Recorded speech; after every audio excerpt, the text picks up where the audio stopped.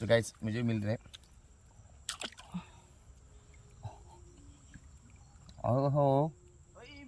हो हो हो